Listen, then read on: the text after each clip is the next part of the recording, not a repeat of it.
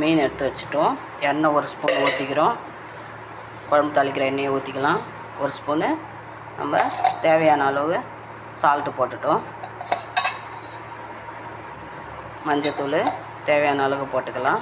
அதுக்கு முன்னாடியே நம்ம பெருஞ்சீரகம் அது மேலே போட்டிருக்கோம்.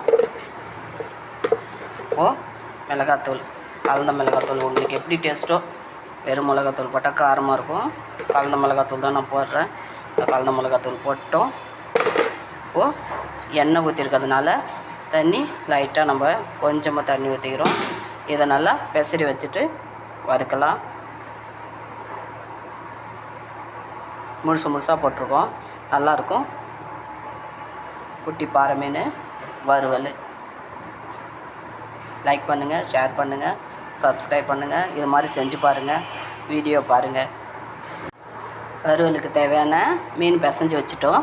இப்போ மீன் நம்ம தண்ணி கொஞ்சோண்டு தான் ஊற்றணும். கொஞ்சமாக லைட்டாக ஒரு 25 ml கூட இருக்காது, அந்தளவுக்கு தான் ஊற்றணும். இப்போது எண்ணெய் ஒரு ஸ்பூன் ஊற்றிருக்கிறதுனால ஒரு ஸ்பூனோ 2 ஸ்பூனோ ஊற்றிக்கலாம். ஊற்றிருக்கிறதுனால இந்த மீன் மசாலா அப்படியே மீனில் நல்லா பிடிச்சிக்கும். நம்ம தோசைக்கல்லில் போட்டு எடுக்கும்போது உதிராது, அப்படியே இருக்கும், நல்லாயிருக்கும். முழுசாகவே போட்டிருக்கோம், நல்லாயிருக்கும். மசாலா ஊறிடும். ஒரு 3/4 மணி நேரம், ஒரு 1/2 மணி நேரத்துக்கு மேலே. அப்புறம் எடுத்து தோசைக்கல்லில் போட்டு வறுத்துடலாம். பாறை மீன் வறுக்க போகிறோம். எண்ணெய் காஞ்சிட்ருக்கு. தோசைக்கல்லில் போட்டோம்.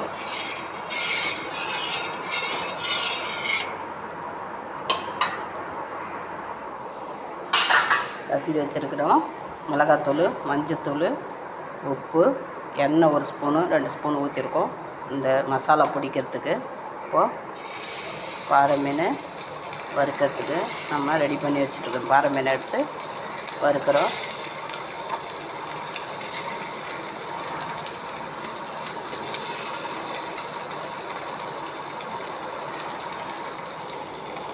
வெந்துட்டுருக்கு.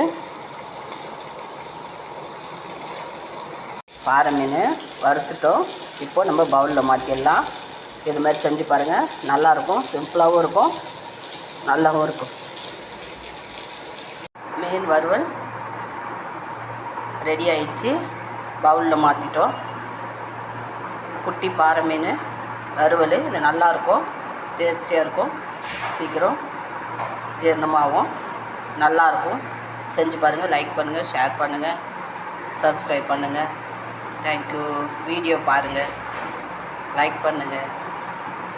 சூப்பராக இருக்கும் மீன். செஞ்சு பாருங்கள்.